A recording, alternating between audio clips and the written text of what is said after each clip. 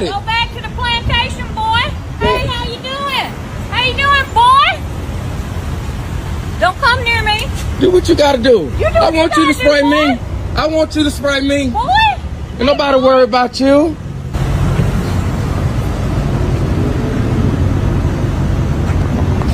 Yeah, take it, boy.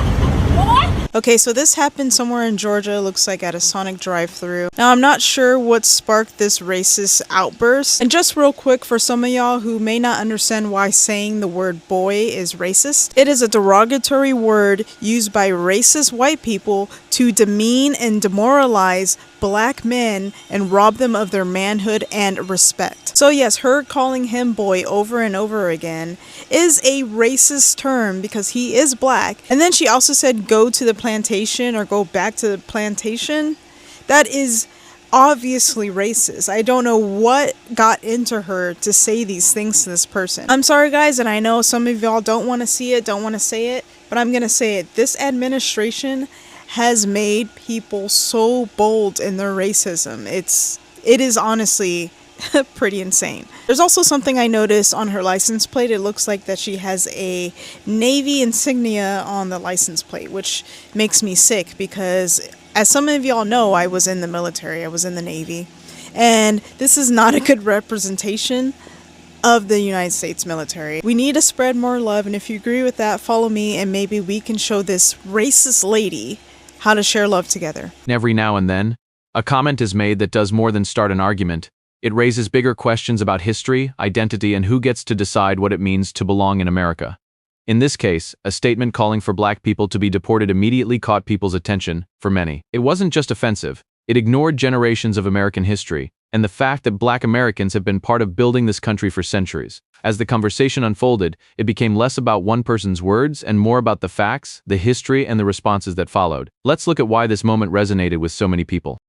The reason why y'all want black Americans to be affected by ICE so bad is because y'all are still convinced that we are immigrants, and we are not. We are not. We've been here for over 400 years, and for most of us, our ancestors have been here even before the slave trade.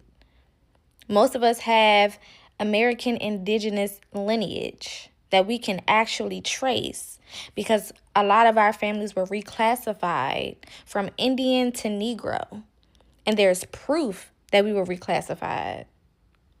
We are not immigrants. They can't send us back nowhere. Where they going to send me back? North Carolina? South Carolina? Georgia? Florida? That's the only place that we can go. We're not immigrants. This is not our battle. Furthermore, most of the people who are now being deported, or most of the people that are immigrants here, have always had a stigma against black Americans.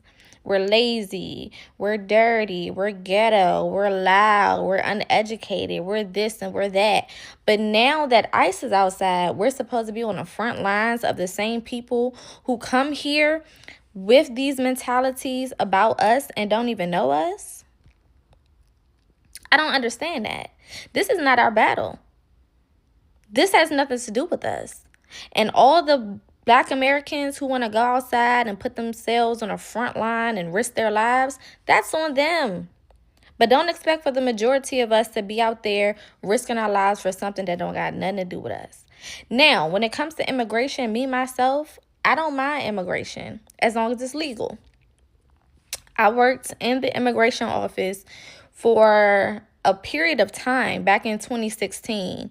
And when I say there are hundreds of thousands of files of people trying to get into this country, and I'm talking about people who have been trying for 15 plus years to get into this country the legal way. And they still haven't been able to get in yet because of whatever is going on.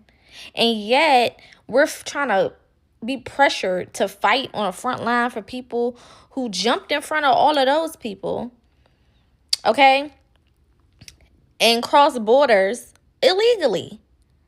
Right now, if I take my ass to the Mexican border and think that I'm just going to cross into Mexico, there's going to be consequences and repercussions for my ass if I get caught.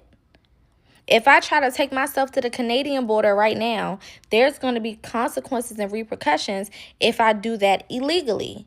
So why is America expected to be the country where people can just come in and out as they please, undocumented? We don't know who you are. We don't know what's going on. We don't know where you came from. We don't know if you're running from something. We don't know if you're a prisoner somewhere else and now you over here trying to sneak and hide. We don't know what the fuck is going on. Furthermore, let's look into how many black women have been unalived by illegal immigrants. One of my good friends is the sister of Dakara Thompson. Dakara Thompson was a 19-year-old beautiful woman, young woman, who was unalived by an illegal immigrant. He raped her, he SA'd her, he unalived her, and then threw her off a bridge. Okay, this was back in the late August, early September of 2025. So this is rather recent. Okay, and her family is now in court dealing with that. The gag to that story is that same illegal immigrant that unalived that beautiful young lady had been caught on a DUI a couple of months to a year before that, if I'm not mistaken, and nobody checked to see if he was actually supposed to be here or not. So he could have gotten deported and that baby girl would still be here. So no, this is not my fight.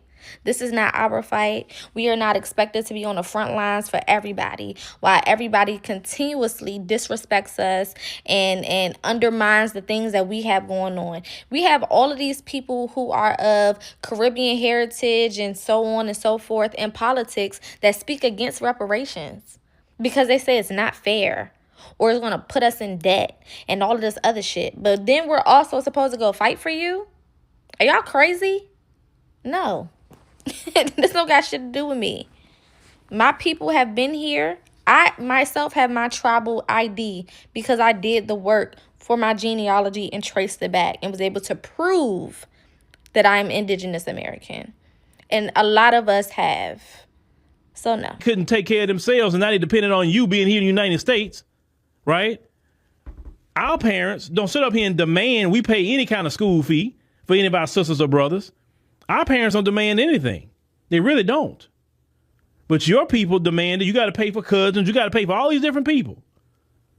But you're seeing that you are getting deported and you wanted the same fate to happen to black Americans. See, what a lot of it is that you having to deal with the consequences of your actions. Now, what is the consequences of your actions? See, black Americans, when all of y'all came here, Latinos, Africans, Caribbeans, Arabs, anybody, Asians, anybody who has some sort of melanin to them, black Americans understood your condition. We knew you had been treated wrong in your homeland by these folks. We understand what discrimination was going to. Listen, the illegal deportation of immigrants is actually a black American issue. And let me tell you exactly why. Because they have birthright citizenship. And do you know where birthright citizenship comes from? It comes from the 14th Amendment. The 14th Amendment was specifically ratified to give formerly enslaved people all the equal protection under the law, meaning that a former slave has all the same rights that anybody else in America has. It's the foundation for all the rights we enjoy as black Americans, right? Because without that foundation, we were treated like second-class citizens. We're treated like second-class citizens as it is, but we have legal recourse because of the 14th Amendment.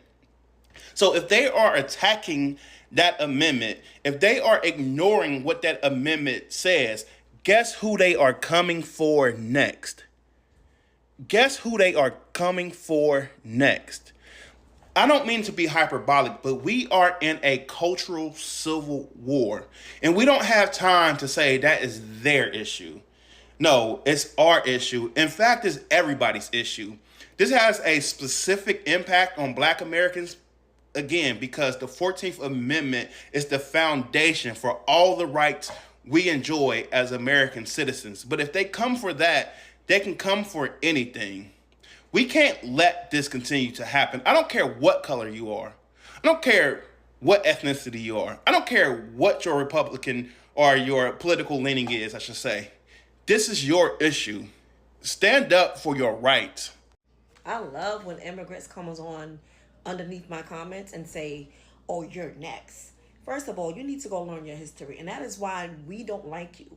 And you don't like us, and that's great. You don't even take the time to learn our history and you don't even know that if it wasn't for our 14th Amendment, you would not be able to come over here, have babies, and gain birthright citizenship for your children. And we're the reasons why you were able to even come over here and get a green card, set up shop, and send money back to your family. Why do you flee?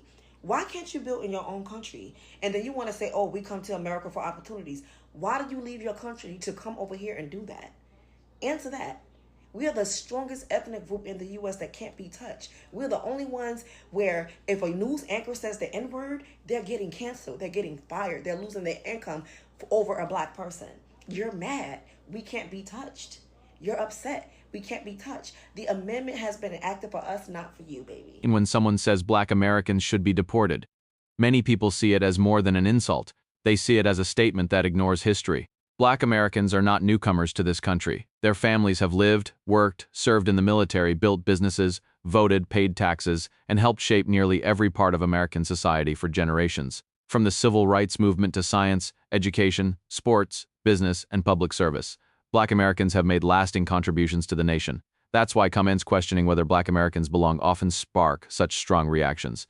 For many people, the issue isn't politics. It's recognizing that citizenship and belonging are not determined by someone's race. This is also why the discussion quickly shifted away from emotion and toward history and facts. People began pointing out that America's story cannot be told without the contributions and sacrifices of Black Americans. But the conversation didn't stop there. The responses that followed showed why facts and historical context matter when difficult claims are made. One reason this moment gained attention is that many people responded by focusing on facts rather than personal attacks.